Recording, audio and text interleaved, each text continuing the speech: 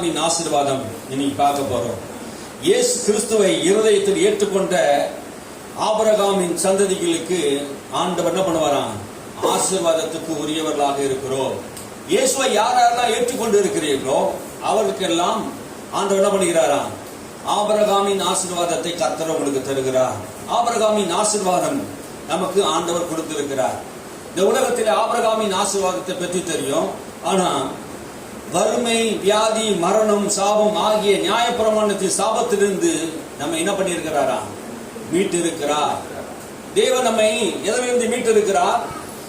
சாபத்திலிருந்து மீட்டு இருக்கிறார், வியாதியிலிருந்து மீட்டு இருக்கிறார், நோயிலிருந்து மீட்டு இருக்கிறார். இந்த மீட்பு எங்க கிடைச்சதுன்னா கல்வாரி சிலுவையிலே நமக்கு கிடைச்சது. ஆமென், அல்லேலூயா. நம்மை ஆசீர்வதிக்கவே அவர் விருப்பம் உள்ளவரா இருக்கிறார். ஆதாமை படைக்கும் போதே அவனை படைத்து முதல் நாளிலே அவனை ஆசீர்வதித்து அவனை பெருக பண்ணுவார். அல்லேலூயா.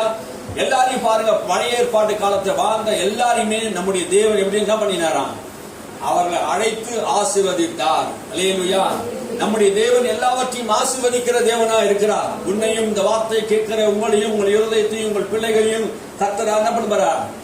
ஆசீர்வதிக்க விரும்புகிறார். கிறிஸ்து இயேசுவை ஆண்டவர் என்று இரட்சகர் என்று விசுவாசிக்கிற உனக்கு இந்த நியாயப்பிரமாணத்தின் சாபத்திலிருந்து முதலாவது உங்களுக்கு மீட்பு உண்டாகி இருக்கிறார். எதிலிருந்து? வறுமை, தரித்திரம். வறுமை என்றால் எது? தரித்திரம். நம்முடைய வாழ்க்கையிலே நிறைய குடும்பங்களிலே தரித்திரம் இருக்கிறது. இயேசு கிறிஸ்துவை ஏற்றுக்கொண்ட உன் வாழ்க்கையிலே கல்வாரி சிலுவையிலே இயேசு நமக்காக தரித்திரமானார் என்பதை நீ அறிய வேண்டும். அல்லேலூயா. அவர் நமக்காக இயேசு தரித்திரமானாராம். அவர் நம்முடைய பாவத்தை மாத்திர சிலுவையிலே சுமக்கல, வியாதியை மாத்திர சிலுவையிலே சுமக்கல, நம்முடைய பாவத்தை மாத்திர சிலுவையிலே சுமக்கல, நம்முடைய தரித்திரத்தையும் சிலுவையிலே சுமந்தார். உனக்காக எனக்காக இயேசு தரித்திரமானார். நீ தரித்திர வாழ்வு வாழக்கூடாது என்பதற்காகவே. இது ஆவிக்குரிய தரித்திரம் என்று சொல்லி ஞானிகள் சொல்லுகிறார்கள், வேத ஞானிகள் நினைக்கிறாங்க. ஆமே, உன்னுடைய தரித்திரத்தை மாற்றும்படியாக. தரித்திரம் என்றால் என்ன? வறுமை, சாப்பிட கூட வழி இல்லாம, தண்ணீர் இல்லாம, போட்டுக்கு நல்ல துணி இல்லாம இருக்கிறது தரித்திரத்துக்கு அடையாளமா இருக்கு. நல்ல வீடு இல்லாம, நல்ல ஒரு வாகனம் இல்லாமல் இருப்பது ஒரு தரித்திரத்துக்கு அடையாளமா இருக்கிறது. ஒரு கரண்ட் பில் கட்ட முடியாம இருக்கிறது, அதுவும் தரித்திரத்துக்கு அடையாளமா இருக்குது. வாரம் தங்கல்காரன் வருவது தரித்திரத்துக்கு அடையாளம். நீ சம்பாதிக்கிறதெல்லாம் கையில ஒட்டாம போறது தரித்திரத்துக்கு அடையாளம். என்ன சம்பாதிச்சாலும் வாழ்க்கை வராம நிற்கிறது தரித்திரத்துக்கு அடையாளம். உன் வாழ்க்கையில தரித்திரம் ஆளுகை செய்கிறதா? ஆண்டவராகிய இயேசு கிறிஸ்து உன் வாழ்க்கையில தரித்திரத்தை மாற்றி இருக்கிறார் என்பதை நீ அறிய வேண்டும். அல்லேலூயா. சிலுவையிலே உனக்காக தரித்திரமானார். அல்லேலூயா. இயேசு உனக்காக அந்த சிலுவையிலே தரித்திரமானதினாலே உன் தரித்திர சாபத்தை இயேசு உடைத்து போட்டு விட்டார். இயேசுவை ஆண்டவர் என்று இரட்சகர் என்று ஏற்றுக்கொண்டு இருக்கிற உன் வாழ்க்கையிலே இயேசு உன் தரித்திர வாழ்க்கையை மாற்றி இருக்கிறார். அவர் உன் வியாதியை மாற்றி இருக்கிறார். இயேசு சிலுவையிலே நமக்காக சாபமாகி நம்முடைய நோயில எல்லாம் சிலுவையில சுமந்தாராம். அவருடைய தழும்புகளாலே நாம் சுகமானோம் என்று வேதம் சொல்கிறது. ஆமென். அவர் நம்முடைய தரித்திரத்தை மாத்திர சிலுவையில சுமக்கவில்லை, நம்முடைய வியாதியும் சிலுவையிலே சுமந்து தீர்த்தார். நம்முடைய சாபத்தை எல்லாம் சிலுவையிலே சுமந்து தீர்த்தார். நம்முடைய வேதனைகளை, கஷ்டங்களை, துன்பங்களை, வேதனைகளை எல்லாவற்றையும் இயேசு சிலுவையிலே சுமந்து தீர்த்தார். இயேசுவை விசுவாசிக்கிற நீ இந்த நியாயப்பிரமாண சாபத்திலிருந்து அந்த இயேசு உன்னை விடுதலையாக்கி இருக்கிறார். கல்வாரி சிலுவையிலே உன்னை ஆண்டவர் விடுதலையாக்கி இருக்கிறார். ஆமென். உன்னை சிலுவை விடுதலை செய்திருக்கிறது. அவர் சிந்தின அந்த ரத்தம் உன் பாவ வாழ்க்கையை மாற்றி இருக்கிறது. அவர் சிந்தின அந்த ரத்தம் உன் தரித்திரத்தை மாற்றி இருக்கிறது. அவர் சிந்தின அந்த ரத்தம் உன் வாழ்க்கையில் இருக்கிற பொல்லாத காரியங்களை கர்த்தர் மாற்றி இருக்கிறார். நோய்களை மாற்றி இருக்கிறார், சாபங்களை மாற்றி இருக்கிறார். இயேசுவை விசுவாசிக்கிற உனக்கு ஆண்டவர் ஆபிரகாமின் ஆசீர்வாதத்தை தருகிறார். இயேசு கிறிஸ்து ஆண்டவர் என்று இரட்சகர் என்று இருதயத்தை நீ ஏற்றுக்கொண்டு இருப்பாய். நான் ஆண்டவர் சாப வாழ்க்கையை கர்த்தர் மாற்றுகிறார். அல்லேலூயா. கடவுள் எல்லா பிள்ளைகளும் செழிப்பாகவும் ஆரோக்கியமாக வாழ வேண்டும் என்று தேவன் விரும்புகிறார். அல்லேலூயா. நீங்கள் வியாதியோடு, தரித்திரத்தோடு, பலவீனத்தோடு வாழ வேண்டும் என்று தேவன் ஒருபோதும் அவர் விரும்பவில்லை. அல்லேலூயா. பூமியிலே நம்ம எல்லாரும் எப்படி இருக்கணுமா? ராஜாக்களை போல அதிகாரமுடையவர்களாக ஆள வேண்டும். ராஜாக்களை போல என்ன பண்ணும்? அதிகாரமுடையவர்களாக ஆள வேண்டும். ராஜாக்கள் கிறிஸ்து இயேசுக்குள்ளே விசுவாசிக்கிறவங்களை எல்லாம் வெளிப்படுத்த விஷயம் சொல்லுது. உங்களை எல்லாம் எப்படி அழைத்திருக்கிறாரா? ராஜாக்களாக, ஆசாரியர்களாக அழைத்திருக்கிறார். அல்லேலூயா. அவர் ராஜாதி ராஜா, நீங்கள் பூமியிலே ராஜாக்கள். அல்லேலூயா. நீங்கள் ராஜாக்களாக ஆண்டவர் உங்களை அழைத்திருக்கிறார். எது மேல ராஜாக்கள்? இந்த உலகத்தின் மேல ராஜாக்களாக, வியாதி மேலே, தரித்திரத்தின் மேலே, சூழ்நிலை மேலே, எல்லா விதமான பொல்லாத கிரியின் மேல உன்னை அதிகாரியாக, ராஜாக்களாக பூமியிலே கர்த்தர் வைத்திருக்கிறார். கிறிஸ்துவை ஏற்றுக்கொண்டால் வியாதி, தரித்திரம், சாபத்து மாத்திரமல்ல, இந்த உலகத்தை எதிர்த்து நிற்கக்கூடிய ஆற்றலையும், வியாதியும், தரித்திரத்தையும், அது மேல உனக்கு அதிகாரத்தையும் ஆண்டவர் கொடுத்திருக்கிறார். அல்லேலூயா. வியாதி, வறுமை, மரணம் எதுவும் நமக்கு உரியது அல்ல. எதுவுமே நமக்கு உரியது அல்ல. இயேசுவை விசுவாசிக்கிற உனக்கு வியாதி உனக்கு உரியது அல்ல. வியாதி எனக்கு உரியது என்று சில பேர் சொல்லிக் கொண்டிருக்கிறார்கள். அதனால வியாதி என்ன பண்ணுது? ஏன் வியாதி, என் பலவீனம், ஏன் என்று நீங்க சொல்றீங்க பாருங்களா, அதை மாத்துங்க. இது என்னுடைய வியாதி கிடையாது. தேவன் இந்த உலகத்தை படைக்கும் போது வியாதியை உண்டாக்கல. தேவன் இந்த உலகத்தை படைக்கும் போது வியாதியை உண்டாக்கல, பலவீனத்தை உண்டாக்கல, சாபத்தை உண்டாக்கல. அவர் உண்டாக்கினதெல்லாம் நல்லது என்று கண்டார். அல்லேலூயா. தேவன் உண்டாக்கினதெல்லாம் நல்லது என்று கண்டார். அப்படின்னா என்ன அர்த்தம்? வியாதியை தேவன் உண்டாக்கவில்லை. வியாதி நல்லதல்ல, வியாதி கெட்டது. தேவன் வியாதியை கொடுப்பார் என்றால் அந்த வியாதிக்காக நீங்கள் ஏன் மருத்துவரிடத்தில் போகணும்? தேவன் கொடுத்த வியாதி நல்லது என்று நீங்க சொல்லி வீட்டில் வச்சுக்க வேண்டியதானே. அதையும் போய் டாக்டர் போய் துரத்துறீங்க. தேவன் வியாதியை கொடுக்கிறவர் அல்ல, தேவன் வியாதியிலிருந்து விடுதலை தருகிறவர் என்பதை நாம் அறிய வேண்டும். இல்லையா?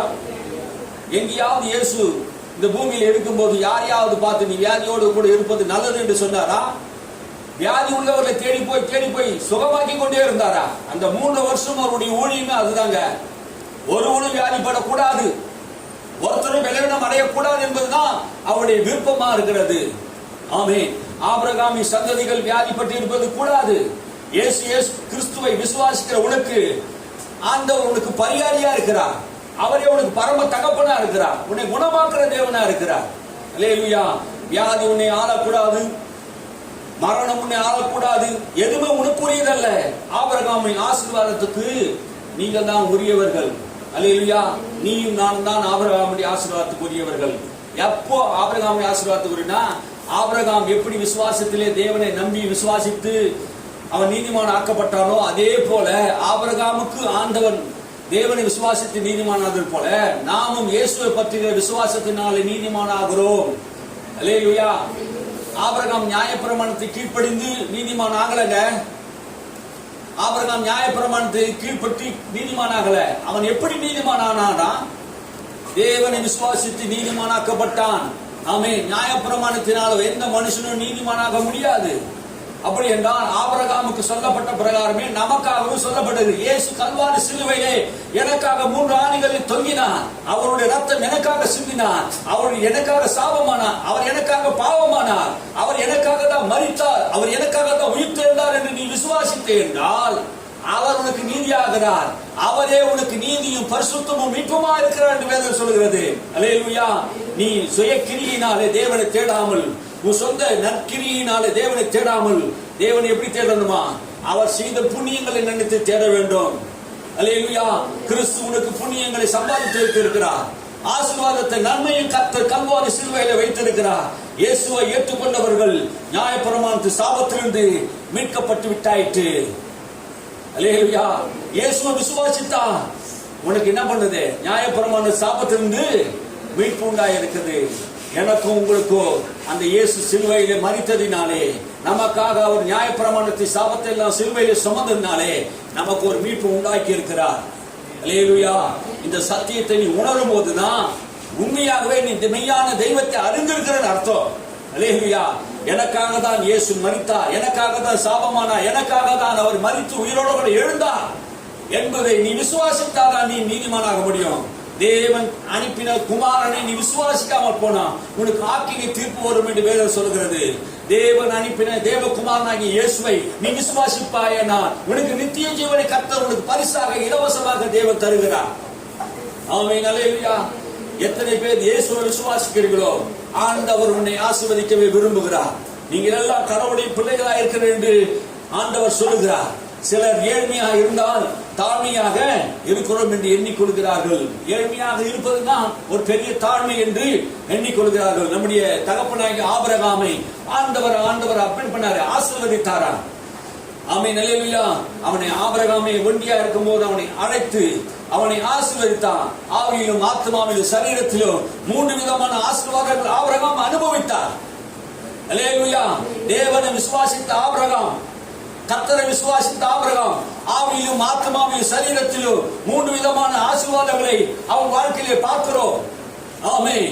100 வயதாயின் பலவீனம் அடையவில்லை, 136 வயதில் பலவீனம் அடையல, 175 வயசு வரைக்கும் அவர் இந்த பூமியிலே உயிரோடு கூட இருந்தார். சரீர பிரகாரமான ஆசீர்வாதம் அவருக்கு இருந்தது, பொருளாதார ஆசீர்வாதம் அவருக்கு இருந்தது. பொருளாதாரத்திலே ஆண்டவர் அவனுக்கு ஏராளமான ஆசீர்வாதத்தை ஆபிரகாமுக்கு ஆண்டவர் ஆசீர்வதித்து கொடுத்திருந்தார். அவனை செல்வ சீமானாக ஆண்டவர் வைத்தார். உன்னை ஆண்டவர் பணக்காரனாகவும் செழிப்புள்ளவனாக மாற்ற விரும்புகிறார். நீ தேவனை விசுவாசிப்பி என்றால் ஆபிரகாமின் ஆசீர்வாதம் உனக்கு உண்டாகும். ஆமென் அல்லேலூயா. ஏதோ ஆண்டவர் ஆபிரகாமை மாத்திரம் உயர்த்துகிறவர் அல்ல, ஆபிரகாமின் தேவனை விசுவாசிக்கிற கர்த்தராகிய இயேசு கிறிஸ்துவை விசுவாசிக்கிற உனக்கு அப்படி ஆகும். அல்லேலூயா. இயேசுவை விசுவாசிக்கிற தரித்திரனா இருக்கக்கூடாது. இயேசுவை விசுவாசிக்கிற நீ வியாதி உள்ளவனா இருக்கக்கூடாது. இயேசுவை விசுவாசிக்கிற நீ சாபம் உள்ளவனா இருக்கக்கூடாது. அல்லேலூயா. உன் சரீரத்தில் ஆரோக்கியம் இருக்கணும். ஆமென். தேவனை விசுவாசிக்கிற ஆமென் சொல்லுங்க. உன் சரீரத்தில் வியாதி ஆதரவு செய்யக்கூடாது. உன் சரீரத்தில் பலவீனங்கள் ஆதரவு செய்யக்கூடாது. அப்படி சரீரத்தில் வியாதி பலவீனம் வரும்போது இயேசு கிறிஸ்து நாமத்தினால் அந்த வியாதியை பார்த்து நீங்க சொல்லணும், கட்டளையிடணும். சரீரமே இயேசுவின் நாமத்தை இது ஏற்றுக்கொள்ளாதே. ஆமென். இது கிறிஸ்துக்குரியது. இந்த சரீரம் வெளியேறி பெற்ற ரத்தத்தினால் மீட்கப்பட்டிருக்கிறது. நான் கிறிஸ்துக்குரியவன். இந்த சரீரத்தில் வியாதியோ சாபமோ பலவீனமோ ஆதரவு செய்ய முடியாது. இது மீட்கப்பட்ட சரீரம். அல்லேலூயா. என் ஆவி மீட்கப்பட்டிருக்கிறது, என் சரீரம் மீட்கப்பட்டிருக்கிறது. ஆமென் அல்லேலூயா. எத்தனை பேர் விசுவாசிக்கிறீங்க? ஆமென் சொல்லுங்க. ஆமென். அந்த சரீரம் மீட்கப்பட்டதா இருக்கிறது. ஆபிரகாம் 99 வயசுல ஆண்டவர் நான் ஆசீர்வதித்தார். அல்லேலூயா. வேதம் சொல்லுகிறது, ஆபிரகாமை பற்றி சொல்லுது, அவன் சீமானாய் இருந்தான். அல்லேலூயா. முதிர் வயதாகி வெள்ளியும் பொன்னுடைய சீமானா இருந்தான் என்று வேதம் சொல்லுகிறது. 24ஆம் அதிகாரம் 1ஆம் வசனம் சொல்லுது, ஆதியாகமம் ஆபிரகாமை கர்த்தர் சகல காரியத்திலும் ஆசீர்வதித்திருந்தார். அல்லேலூயா. சகல காரியத்திலும் கர்த்தர் ஆசீர்வதிப்பார். தேவன் ஆபிரகாமை சகல காரியத்திலும் ஆசீர்வதித்து இருப்பார் என்றா இயேசு கிறிஸ்துவை விசுவாசிக்கிற உனக்கும் ஆண்டவர் சகல காரியங்களும் கர்த்தர் உன்னை ஆசீர்வதிப்பார். அல்லேலூயா. சகல காரியத்திலும் கர்த்தர் உன்னை ஆசீர்வதிக்கிறவரா இருக்கிறார். ஆமென். பணக்காரர்கள் எல்லாரும் நல்லவங்களா இருக்க மாட்டாங்க.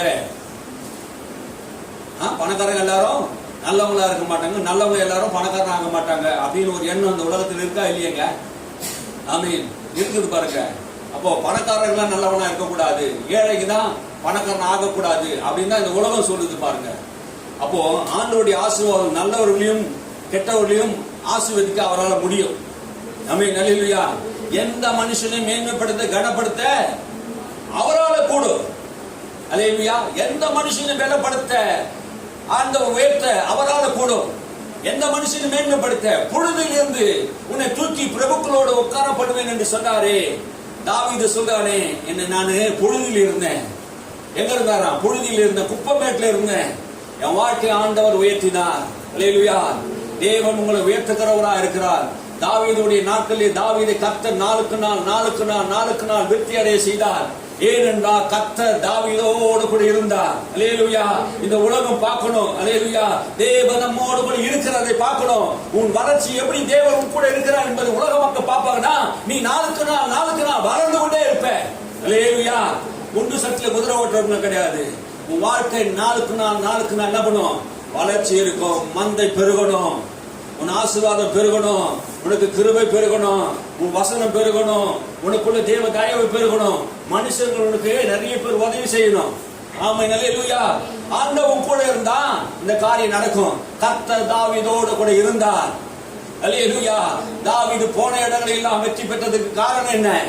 தாவீதோடு கூட கர்த்தர் இருந்தார். அல்லேலூயா.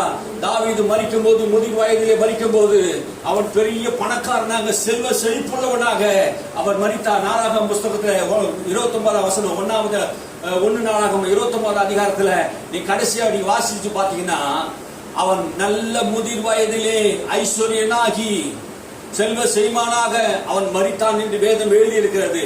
அல்லேலூயா. அவன் ஆரம்ப நாட்களில் தேவனை தேடினான். அனுப்பினான். ஆடுகளுக்கு பின்னாடி போய் ஒரு ஆடு மேய்ப்பன், ஒன்றுத்துக்கு உதவாதவன் என்று குடும்பங்கள் அவனை தள்ளின போது ஆண்டவர் ஆபிரகாமை ஆண்டவர் ஆசீர்வதித்தது போல தாவீதின் கர்த்தர் என்ன பண்ணார? ஆசீர்வதித்தார். அல்லேலூயா. தேவன் கூட இருப்பார் என்றான். நம்மை ஆசீர்வதிக்கிற அந்த ஆசீர்வாதம் ஒருவன் இந்த உலகத்தை தடுக்க முடியாது. ஆமென். அல்லேலூயா. இந்த உலகமே எதிர்த்து நின்றாலும் உன்னை தடுக்க ஒருவனால முடியாது. ஆமென். இந்த ஆசீர்வாதம் கிருபை உன்னை உயர்த்தும், உன் வியாபாரத்தை உயர்த்தும், உன் தொழிலை உயர்த்தும். ஆண்டவர் கூட இருக்கும்போது எத்தனை சத்துருக்கள் கூட போராடினாலும், எத்தனை பகைவர்கள் உன்னோட கூட விரோதம் பண்ணினாலும் அந்த கிருபை உன் கூட இருக்குமானா அல்லேலூயா ஒருவனுமே கொள்ள முடியாது. அல்லேலூயா. தேவ கிருபை மாத்திரம் கூட இருக்கணும், தேவனும் கூட இருக்கணும். அல்லேலூயா. அந்த ஆசீர்வாதம் தேவனே கூட இருப்பது பெரிய ஆசீர்வாதம். அல்லேலூயா. இன்னைக்கு ஆசீர்வாதத்தை தேடி ஓடுகிறவர்கள் நான் சொல்லுகிறேன், தேவனும் கூட இருந்தா ஆசீர்வாதம் தானா வரும். அல்லேலூயா. நம்ம ஆசீர்வாதம் கேட்க வேண்டியது இல்லைங்க. எல்லா ஆசீர்வாதத்துக்குரியவர் உனக்குள்ளே இருக்கிறார். அல்லேலூயா. இதை எப்போ நீ புரிஞ்சு கொள்றீங்களோ அப்பதான் உன் மனம் தெளிவடையும். ஆமென். ஆசீர்வாதிக்கு உனக்குள்ளதான் இருக்கிறார். எல்லா ஆசீர்வாதத்துக்குரியவர் உனக்குள்ளதான் இருக்கிறார். ஆகினாலே இந்த ஆசீர்வாதத்தை நாம் தேடி, உலகத்தின் ஆசீர்வாதத்தை தேடி போகாமல் எல்லா ஆசீர்வாதத்தையும் தரக்கூடிய தெய்வத்தை நாம் தேடி போகணும். அல்லேலூயா. எல்லா ஆசீர்வாதம் யார் தராங்க? நம்ம உயர்த்துகிறவர் யாரு? நம்ம மேன்மைப்படுத்துகிறவர் யாரு? உன் பேரை நான் பெருமைப்படுத்துவேன் சொன்னது யாரு?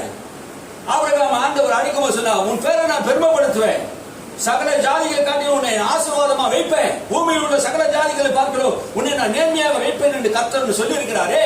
அந்த ஆசீர்வாதம் எங்கே? தேவ பிள்ளையே, நீ ஏழ்மையிலும் தரித்திரத்திலோ நீ வாழ்ந்து கொண்டு இருக்க கூடாது. ஆமென். இந்த வாக்குத்தத்தத்தை ஏதோ யூதருக்கு ஆபிரகாம் சந்ததிக்கு மாத்திரம்தான் ஆண்டவர் கொடுத்தார் என்று சொல்லாதீங்க. தேவனை விசுவாசிக்கிற, இயேசுவை விசுவாசிக்கிற அத்தனை மக்களுக்கும், புறஜாதி மக்களுக்கும் இந்த ஆசீர்வாதம் வரும் என்று கலாத்தியரிலே பவுல் சொல்றாரே. இயேசுவை விசுவாசித்தார். ஆபிரகாமை எப்படி நான் ஆசீர்வதித்தனோ அந்த ஆசீர்வாதமோ இயேசு கிறிஸ்து மூலமாக உங்களுக்கு அந்த ஆசீர்வாதம் வரும் என்று வேதம் சொல்லுகிறது. அல்லேலூயா. நான் சொல்லவில்லை, இயேசுவை விசுவாசிக்கிறவர்களுக்கு இந்த ஆசீர்வாதம் உண்டு. ஆமென். அல்லேலூயா. ஆசீர்வதிக்கிற தேவன் உன் கூட இருக்கிறாரா? உயர்த்துகிற தேவன் உன் கூட இருக்கிறாரா? சத்துருக்களை சிதறடிக்கிற தேவன் நம்மோடு கூட இருக்கிறாரா? நிச்சயம். ஆமென். ஆண்டவர் நம்மோடு கூட இருப்பார் என்றார். அவர் பெரிய காரியங்களை செய்வார். உன்னுடைய ஆசீர்வாதத்தை எந்த பிசாசும் தடுக்க முடியாதுங்க. 32 வருஷமா இயேசுவை அறிந்திருக்கிறேன். சின்ன பிள்ளையா இருந்து இது வரைக்கும், இந்நாள் வரைக்கும் எந்த மனுஷனுக்கு கையெழுந்த போல. ஆமென். அல்லேலூயா. தேவனை நம்புகிறவர்கள் செழிப்படைவார்கள். உண்மை உள்ள மனுஷன் செழிப்படைவார்கள். ஆமென். கர்த்தர் நம்மை ஆசீர்வதிக்கிற தேவன். இந்த விசுவாசத்தை, இந்த சத்தியத்தை நான் ஏற்றுக்கொண்டதினால்தான் நான் இன்னைக்கு நல்லா இருக்கிறேன். அல்லேலூயா. இயேசு எனக்காக கல்வாரி சிலுவையில் தரித்திரமானது உண்மை, சாபமானது உண்மை, பாவமானது உண்மை. நான் ஏதோ சாபத்தையும் பாவத்தையும் மாத்த ஏற்றுக்கொள்ள, தரித்திரத்தையும் சிலுவையை சுமந்தார் என்று ஏற்றுக்கொண்டேன். அல்லேலூயா. பால் வாங்க கூட காசு இல்லை. என் பிள்ளை ஜோஷுவாவுக்கு ஒரு நாளைக்கு 3 பால் 1/2 லிட்டர் நான் வாங்கணும். 3 வேலைக்கு அவனுக்கு கொடுக்கறதுக்கு பார்த்தேன். சின்ன வயசுல நல்லா பசியா நல்லா சாப்பிடக்கூடிய ஆளு. ஆனா அந்த பால் வாங்க கூட எனக்கு என்ன பண்ணல, காசு இல்லாம சூழ்நிலை இருந்தது பாருங்க. வேலை செய்தேன், ஆனா வேலையில எந்த ஒரு முன்னேற்றம் இல்லை. அன்னைக்குதான் நான் அறிந்து கொண்டேன், கர்த்தரை நான் சரியா புரிந்து கொண்டேன். அந்த இரவுல நாங்க ஜெபம் பண்ண ஆரம்பிச்சேன்.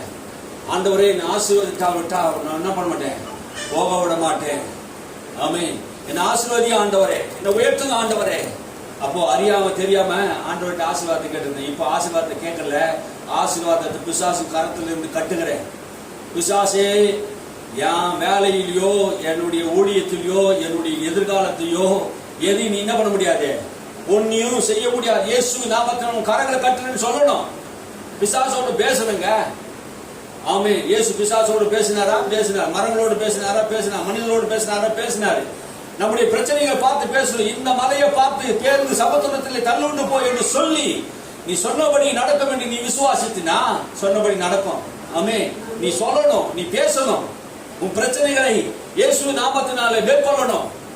அந்த அதிகாரத்தை கர்த்தர் உங்களுக்கு கொடுத்திருக்கிறார். அல்லேலூயா. வேதத்தை நல்லா பைபிளை படிச்சு தேவன் தன்னுடைய பிள்ளைக்கு எப்படி எல்லாம் ஆசீர்வாதத்தை கொடுத்திருக்காருன்னு தெரிந்து கொள்ளணும். ஆமே. நம்ம எல்லாரும் தேவனுடைய பிள்ளைகள். தேவன் நம்ம எப்படி ஆசீர்வாதமா வைத்திருக்கிறார் என்பதை நம்ம எல்லாம் தெரிந்து கொள்ளணும். யோவான் முதிர் வயதில எழுதும் போது சொல்றார், 3 யோவான் 1:2 வாசிச்சு பார்த்தா, பிரியமானவனே, உன் ஆத்மா வாழ்வது போல நீ எல்லாவற்றிலும் வாழ்ந்து சுகமா இருக்க வேண்டிக் கொள்கிறேன். பிரியமானவனே, யார் பிரியமானவன்? இயேசு கிறிஸ்துவை விசுவாசிக்கிற நீங்க எல்லாம் தேவனுக்கு பிரியமானவர்கள். பிரியமானவனே, நீ எல்லாவற்றிலும் வாழ்ந்து சுகமா இருக்கணும், எல்லாவற்றிலும் வாழணும், எல்லாவற்றிலும் வாழணும். ஆமென்.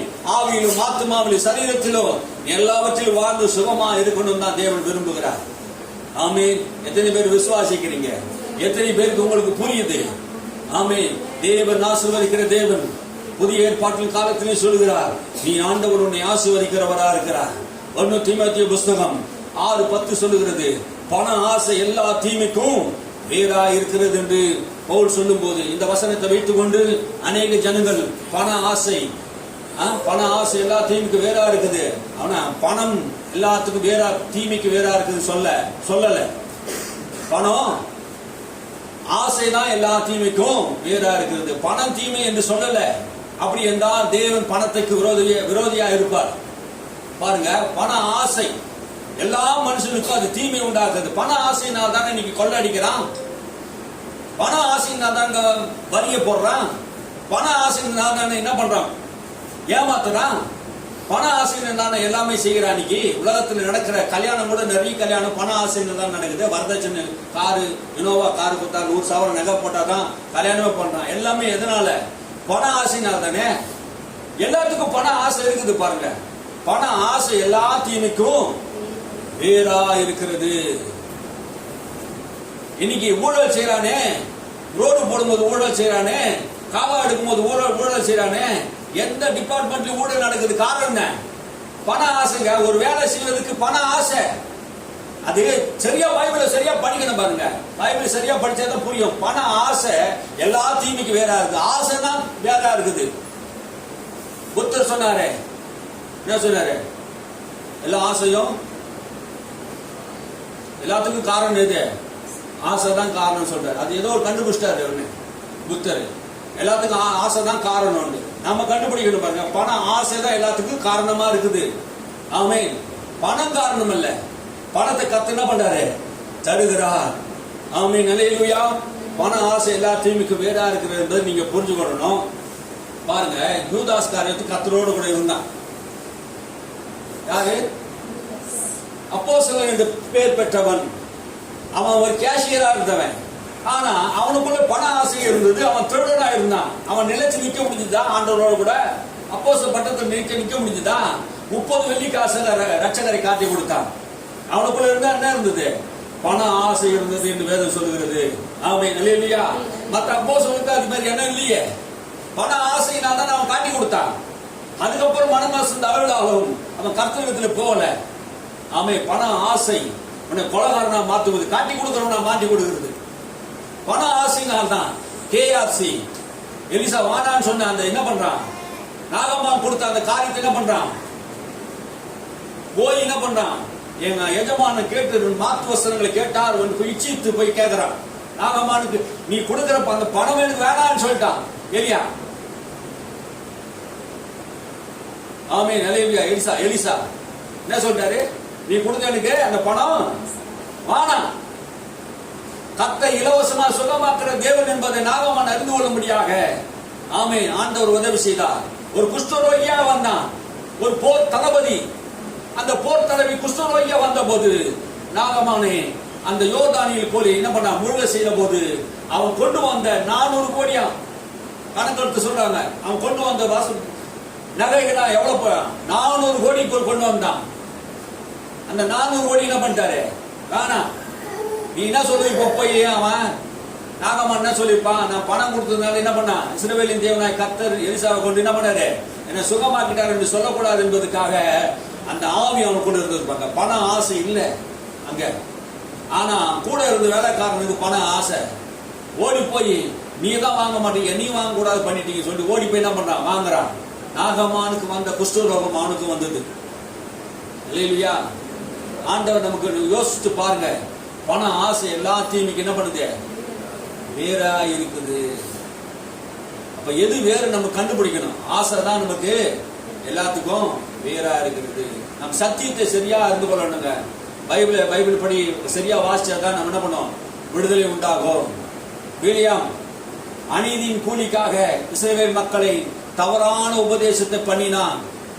இன்னைக்கு நிறைய பிலியாம்கள் தேசத்தில் உண்டு. தவறான உபதேசத்தை பண்ணி ஜனங்களை திருப்புகிறவர்கள், கெட்ட சிந்தை உள்ளவர்களாக மாற்றுகிறவர்கள். பிலியாமின் உபதேசம் இன்னைக்கு படர்ந்திருக்கிறது தேசத்திலே. தேவ பிள்ளையே, இந்த பிலியாம் உபதேசம் தேவ ஜனங்களை பாவம் செய்யும்படியாக அந்த பாலாக்குக்கு ஆலோசனை கொடுத்தது. எதனாலே? நான் அவனை எல்லாவற்றையும் கொடுத்து உன்னை ஆசீர்வதிப்பேன் என்று பாலாக்கு சொன்னதினாலே அவன் பிலியாம் என்ன பண்ணிட்டான், நான் இந்த ஜனங்களை கெட்டு போவதற்கான வழியை சொல்லிக் கொடுக்கிறான். ஆமென், அல்லேலூயா. நீங்க யோசிச்சு பாருங்க, சிந்தித்து பாருங்க. பணம், ஆசை எல்லாம் தீமைக்கு வேதா இருக்கிறத தவிர பணம் தீமை அல்ல.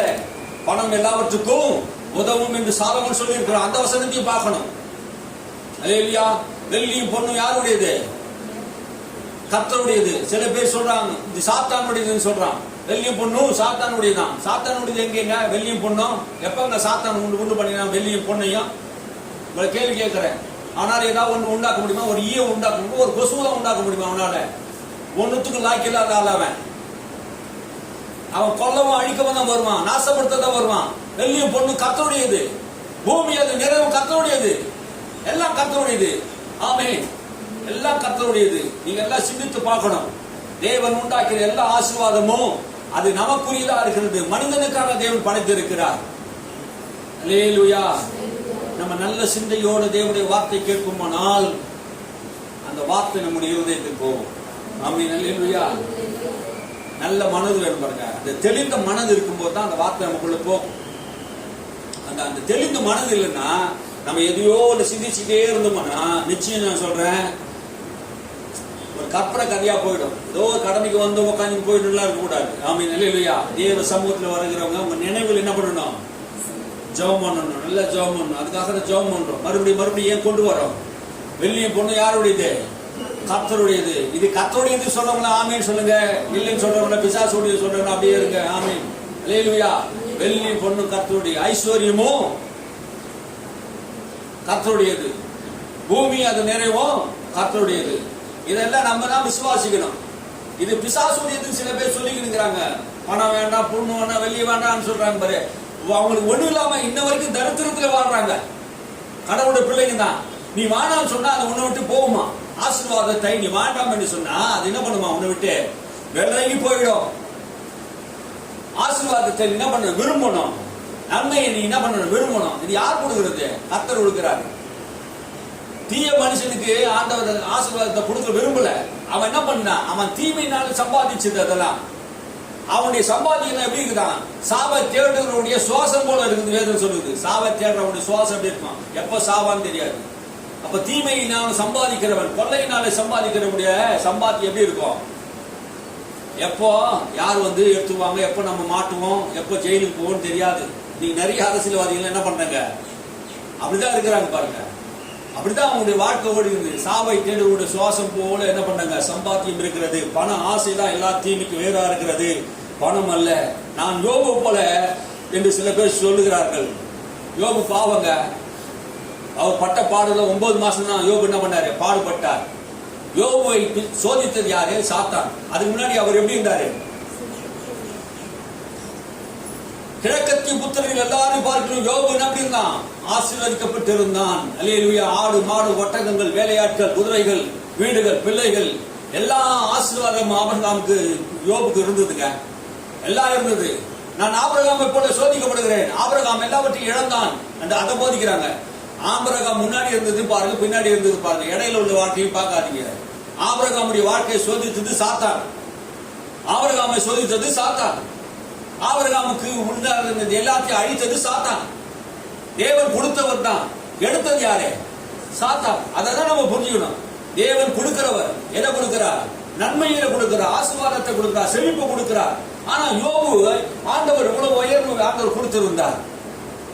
அவன் பட்ட பாடுகள் எல்லாம் எத்தனை மாசம்? 9 மாசம் தான். வேத வல்லுநர் சொல்றாங்க 9 மாசம் தான் அவனுடைய பட்ட பாடுகள். அந்த 9 மாசத்துக்கு அப்புறம் அவனுடைய வாழ்க்கையை கர்த்தர் என்ன பண்ணாரு? ஆசீர்வதிக்க ஆரம்பித்து விட்டார். அல்லேலூயா. யோபுக்கு நடந்த சம்பவங்கள் 9 மாசம் தான் இருந்தது. ஆனா யோபுடைய காரியங்கள் எல்லாம் கர்த்தர் சொல்றாரு. யோபு புஸ்தகம் 42:10 கர்த்தர் அவன் சிறையிருப்பை மாற்றினார். யோபுக்கு முன் இருந்த எல்லாவற்றையும் பார்க்கிலும் இரட்டத்தனியாக கர்த்தர் அவனுக்கு தந்துவினார். யோபுக்கு முன்னாடி இருந்த ஆசீர்வாதத்தை பார்க்கணும், பின்னாடி இருந்த ஆசீர்வாதம் எப்படி இருந்ததுன்னா 2 மடங்கு கர்த்தர் என்ன பண்ணாரு? ஆசீர்வதித்தார். அல்லேலூயா. யோபு ஒண்ணு இல்லாம போயில்லைங்க. யோபு ஒண்ணு இல்லாம போயில்ல. யோபுவை சோதித்தது சாத்தான். கர்த்தர் கொடுத்த ஆசீர்வாதத்தை தடை செய்தவன் சாத்தான். நம்மை ஆண்டவர் ஆசீர்வதிக்கும் போது நம்முடைய ஆசீர்வாதத்தை சாத்தான் சோதிக்கிறான். நம்ம சரீரத்தை சாத்தான் சோதிக்கிறான். நம்முடைய வாழ்க்கையை சாத்தான் சில நேரத்தில் சோதிக்கிறான். சோதித்து நம்ம என்ன பண்றான்? நீ யார் என்பதை அறிந்து கொள்வதற்கு அந்த நேரத்திலும் கூட யோபு என்ன பண்ணல? உத்தமத்திலிருந்து மாறல. நீயும் நானும் அப்படிதான் பார்க்கணும். யோபு உத்தமத்திலிருந்து மாறல. அந்த பிரச்சனையிலிருந்து தேவனை தூஷிக்கல. அவன் பொல்லாப்பான காரியத்தை சொல்லல. கர்த்தரிடத்தில் நன்மை பெற்ற நான் தீமை பெறலாமோ என்று ஒரு சில காரியங்களை சொன்னான். கர்த்தரிடத்தில் அவன் நன்மை பெற்றானே தவிர அவன் தீமை பெறல. தீமை பெற்றது யாரால? சாத்தான் என்று சொல்லுங்க. அவனை சோதித்தது யார்? சாத்தான். அவன் பிள்ளைகளை எல்லாம் பிள்ளைகள் காட்டினா அடித்து அந்த வீடு இடிந்து 10 பிள்ளைகள் ஒரே நாள் செத்தது எதனால? சாத்தான் சோதித்ததுனால. சபையர்கள் வந்து அவனுடைய பொருட்கள் எல்லாம் கொள்ளையடித்து போனார்கள். அது எது?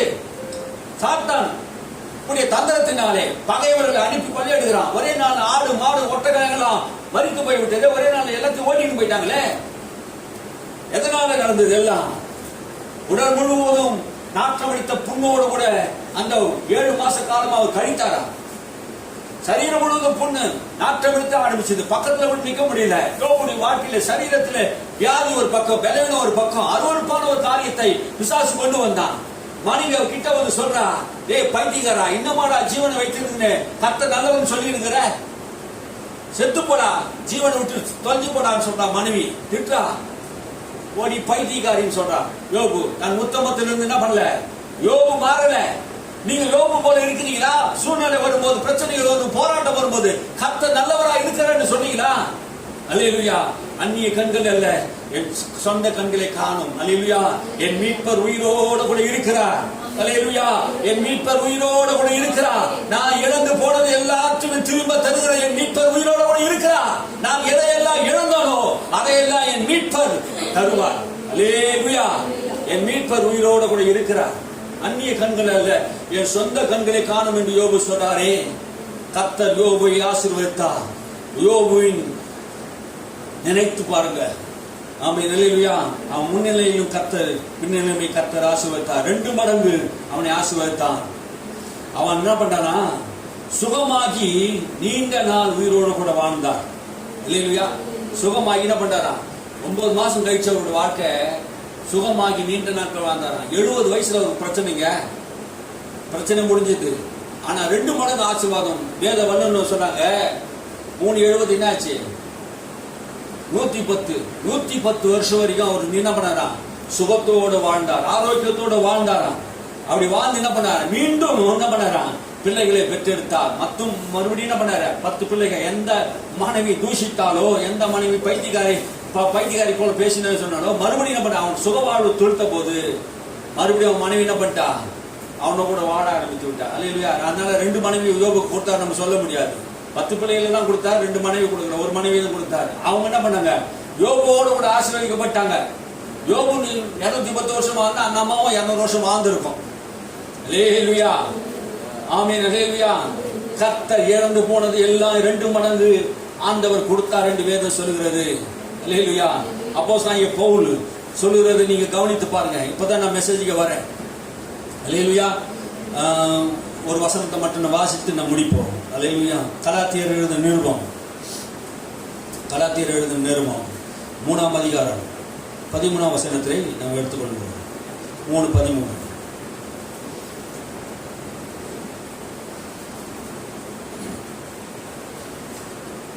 மரத்திலே தூக்கப்பட்ட எவனும் சபிக்கப்பட்டவன் என்று எழுதியிருக்கிறபடி கிறிஸ்து நமக்காக சாபமாகி நியாயப்பிரமாணத்தின் சாபத்திற்கு நம்மை நீங்களாக்கி மீட்டுக் கொண்டார்.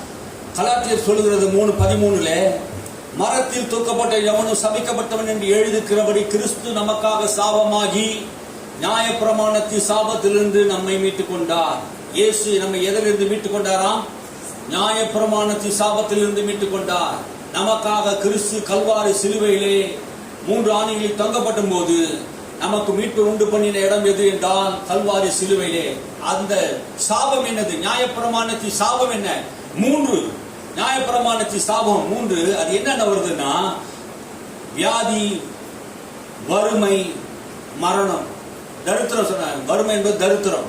அந்த தரித்திரம் இதுல இருந்து நம்ம என்ன பண்றோம்? கிறிஸ்து நம்மை மீட்டுக் கொண்டான். அல்லேலூயா.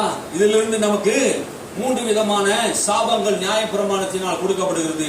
ஆதியாகமம் புஸ்தகத்திலிருந்து யாத்ராகம், என்னாகும், லேவியகம், உபாகம் புஸ்தகம் வரை 5 புஸ்தகத்திலே சட்ட புஸ்தகம். இந்த சட்ட புஸ்தகம் என்ன சொல்லுது? இந்த சட்டத்துக்கு யாருன்னா கீழ்ப்படியலைன்னா என்னென்ன வருமா?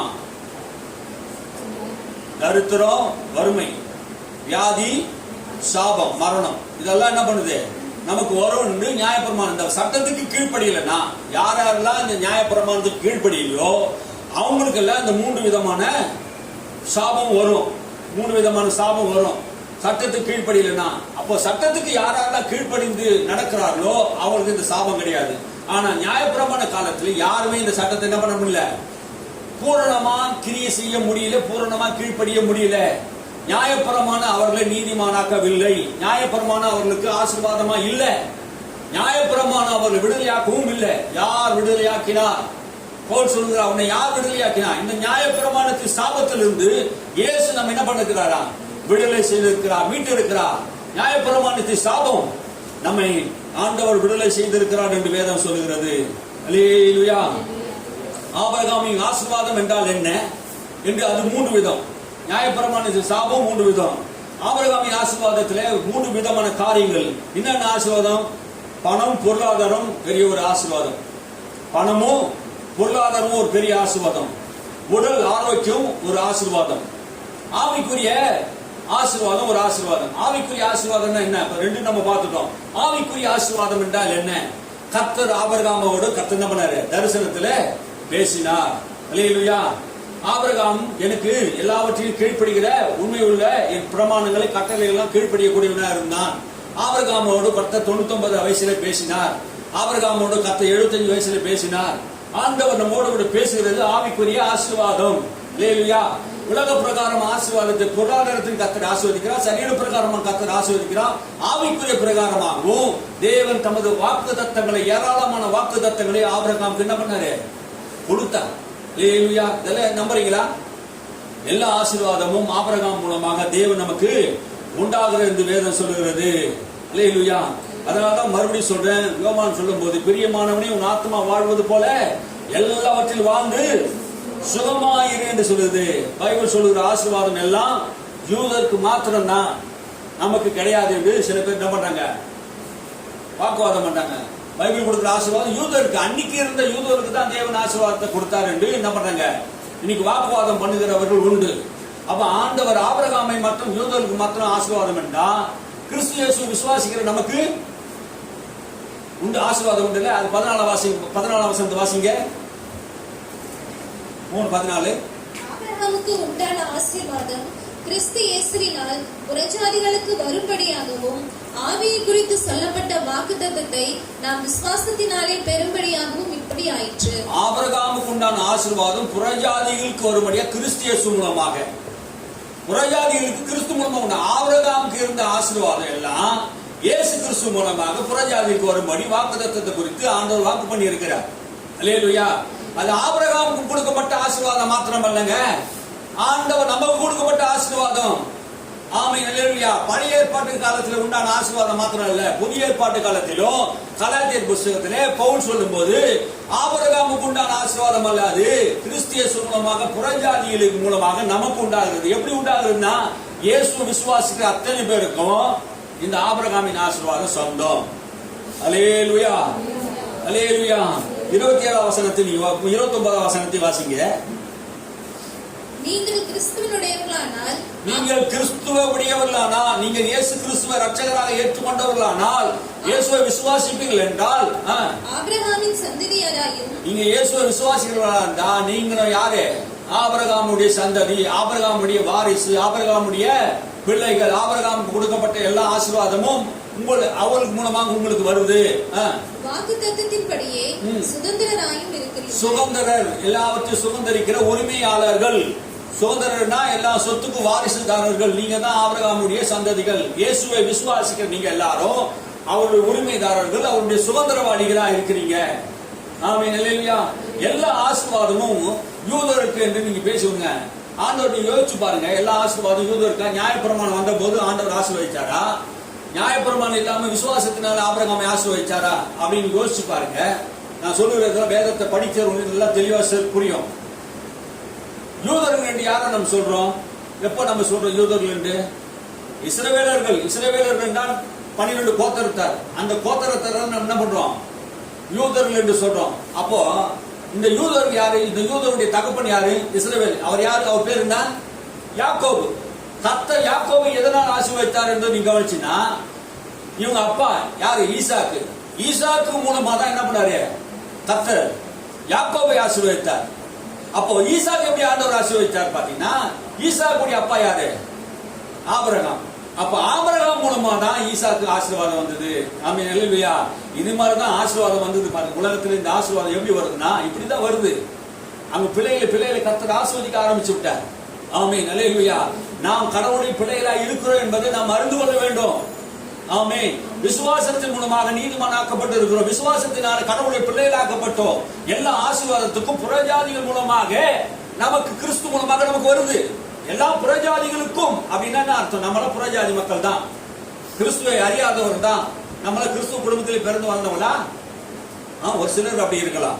ஆமென். நாங்க கிறிஸ்துவ குடும்பத்துக்குள்ள சந்ததியில கிறிஸ்துவ குடும்பத்தில் இல்ல. நாங்களே யாரு? அந்நியர்களா இருந்தோம், விக்கிரக ஆராதனைக்காரர்களா இருந்தோம், தேவன் அற்றவர்களா இருந்தோம், தேவனுடைய வாக்குத்தத்தங்களுக்கு புறம்பா இருந்தோம், தேவன் அற்றவர்களா இருந்தோம், இருளிலே இருந்தோம், அந்த காலத்தில் இருந்தோம். ஆண்டவர்களை எல்லாம் விடுதலையாக்கி இந்த ஆசீர்வாதத்துக்கு உரியவர்களாக கிறிஸ்து என்கிற ஒரு மூலமாகவே எனக்கு இந்த ஆசீர்வாதத்தை தருகிறார். அல்லேலூயா. இயேசு கிறிஸ்து மூலமாகவே எல்லா ஆசீர்வாதமும் நமக்கு உண்டாய் இருக்கிறது என்று வேதம் சொல்லுகிறது. அல்லேலூயா. கர்த்தர் நம்மை ஆண்டவர் ஆசீர்வதிக்கிறவராக்கா. இது நமக்கு சொந்தம், உங்களுக்கு சொந்தம் என்று உங்க மனதில் அறிய வேண்டும். ஆமென். உங்க மனசுல அறியணும், இது எனக்கு தான் சொந்தம். இந்த ஆசீர்வாதம் கிறிஸ்தியனுக்கு தான் சாபமானா, கிறிஸ்தியனுக்கு தான் பாவமான, கிறிஸ்தியனுக்கு தான் தரித்திரர் ஆனார் என்கிற ஒரு உணர்வு என்ன பண்ணணும்? நமக்குள்ளே வரணும். அல்லேலூயா. நாம் தேவனுடைய பிள்ளைகளா இருக்கிறோம் என்று நாம் விசுவாசிக்கணும். அல்லேலூயா. எப்படி விசுவாசிக்கணும்? நாம் தேவனுடைய பிள்ளைகளா இருக்கிறோம் என்று விசுவாசிக்கணும். கலாத்தியர் 3:14 வாசிங்க. 3:14. கலாத்தியர் 3:14.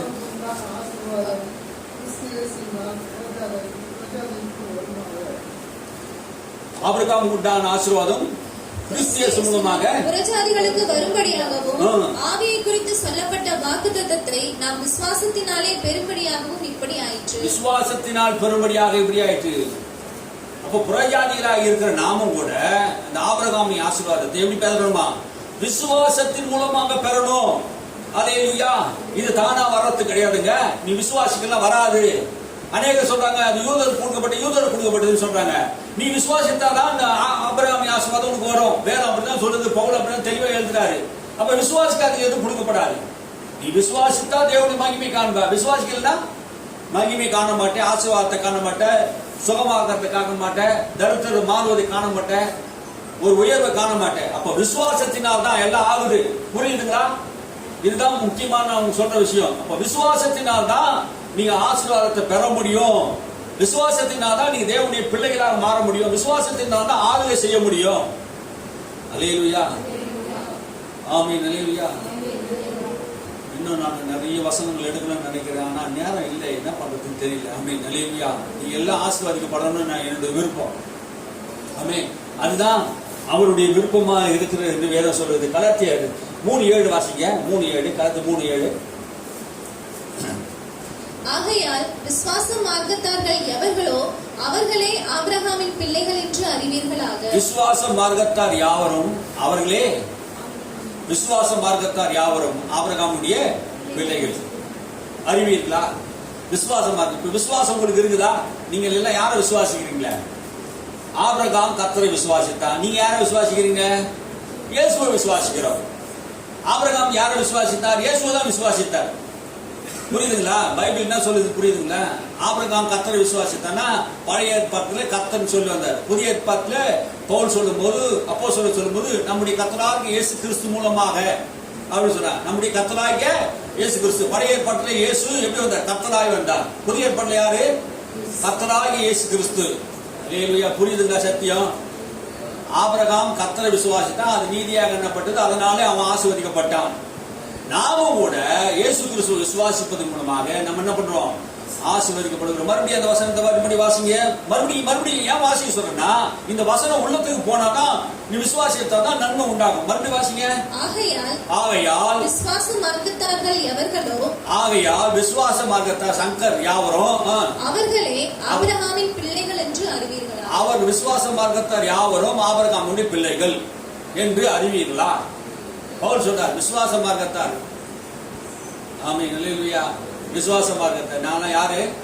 விசுவாச மார்க்கத்தார். கிறிஸ்தவர்களா? இல்ல விசுவாச மார்க்கத்தார். யூதர்களா? இல்ல விசுவாச மார்க்கத்தார்.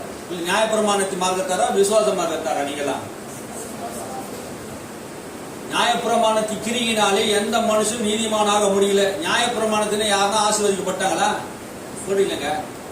அப்போ இயேசு என்ன பண்ணிட்டாரு? அந்த நியாயப்பிரமாணம் செய்ய முடியாததை இயேசு என்ன பண்ணிட்டாரு? நியாயப்பிரமாணத்தை நிறைவேற்றி முடிச்சிட்டார். நியாயப்பிரமாணம் எந்த மனுஷனாலும் என்ன பண்ண முடியல? நிறைவேற்ற முடியல, கடைபிடிக்க முடியல. அப்படின்னா நியாயப்பிரமாணம் செய்ய முடியாததை இயேசு என்ன பண்ணிட்டாரு? செய்து முடிச்சிட்டார். அப்படின்னு என்ன அர்த்தம்? நமக்கு பதிலாக இந்த நியாயப்பிரமாணத்தை முழுசாக என்ன பண்ணார்? இயேசு கடைபிடிச்சிட்டார். அப்போ ஒரு மனுஷன் மூலமாக உலகத்திலே பாவம் மரணம் பிரவேசித்தது உண்மை என்றால், ஒரு மனுஷன் பாவம் மரணம் எதுக்கு உள்ள வந்தது? உலகத்துல ஒரே ஒரு மனுஷன் கீழ்ப்படியாதனா, அது யாரு? ஆதாம்.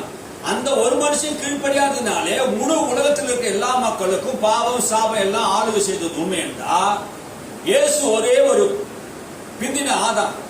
அவர் முந்தின ஆதாம், இவர் பிந்தின ஆதாம். ஒரு மனுஷன் மூலமா மரணம் இந்த உலகத்தில் பிரவேசித்து எல்லாரையும் ஆண்டு கொண்டது என்று உண்மை என்றா, இயேசு ஒருவர் நமக்காக மரித்ததினாலே ஜீவனும் கிருபையும் நம்ம ஆண்டு கொள்வது உண்மை. ஆமென். ஆதாம் செய்த பாவமே உலகத்தில் இருக்கிற எல்லாரையும் ஆளுகை செய்யும் என்றா, இயேசு கிறிஸ்துவின் கீழ்ப்படிதல் எல்லாருக்குள்ளயும் ஜீவனையும் பரிபூர்ணத்தையும் உண்டாக்குறது. அல்லேலூயா. புரியுதுங்களா? இப்போ எத்தனை பேருக்கு புரியுது? இந்த ஒரு விஷயம் புரிஞ்சிட்டாலே சத்தியம் புரிஞ்சிச்சு. ஆமென். இந்த ஒரு விஷயம் நல்லா புரிஞ்சு சத்தியம் நல்லா புரிஞ்சிச்சுன்னு அர்த்தம். அப்ப ஆபிரகாம் ஆதாம் மூலமாக உலகத்திலே பாவம் வந்தது. பாவத்தின் சம்பளம் மரணம். அப்ப பாவம் செய்ததுனாலே, கீழ்ப்படியாம செய்ததுனாலே, அந்த பாவம் தேவனுக்கு விரோதமா துரோகம் பண்ணதுனாலே, தேவனுடைய வார்த்தை கேட்காம போனதுனாலே பாவம் செய்து விட்டார்கள். அந்த பாவம் என்னத்தை கொண்டு வந்தது? மரணத்தை கொண்டு வந்தது. ஆதாம் செய்த பாவத்தினாலே ஆதாமுடைய சந்ததியிலிருந்து இயேசு கிறிஸ்து கல்வாரி சிலுவையில மரிக்கிற வரைக்கும் எல்லாரையும் இந்த பாவம் என்ன பண்ணுது? ரூல் பண்ணுது, ஆளுகை செய்தது. அப்போ ஆதாம் செய்த பாவமே இந்த முழு உலகத்தையும் அடக்கி ஆளுகை செய்வோம் என்றால், இயேசு கிறிஸ்து ஒருவருடைய நீதினாலே உலகம் முழுவதும் நீதி ஈவுதலை பெற்ற நாம் ஆளுவார்கள் என்பது அதிக நிச்சயமா. இயேசு கிறிஸ்து நீதியை பெற்றீங்களா? எத்தனை பேர் இயேசு கிறிஸ்து நீதியை பெற்றுக்கிறீங்க? ஆமென் சொல்லுங்க. ஆமென் சொல்றவங்க ஆளுகை செய்யுங்க, மற்றவங்க பிசாசு ஆளுகை செய்யட்டும். நான் வேற என்ன சொல்ல முடியும்? ஆமென். ஆமென் சொல்லாதீங்க, சொல்லணும். அப்போ நீதியை பெற்றவர்கள் யாரை? எதை பெற்றவங்க? இயேசு கிறிஸ்து என்கிற நீதியை நாம் பெற்றிருக்கிற நாம என்ன பண்ணிருந்த? ஆளுகை செய்வார்கள் என்பது அதிக நிச்சயமாமே. அதிக நிச்சயம் என்னது? சும்மா சொல்லல, நிஜமா சொல்றார் பவுல். அதிக நிச்சயம். அல்லேலூயா. எல்லாரும் அப்படியே எழுந்திருப்போம், ஸ்தோத்திரம் பண்ணுவோம். அல்லேலூயா.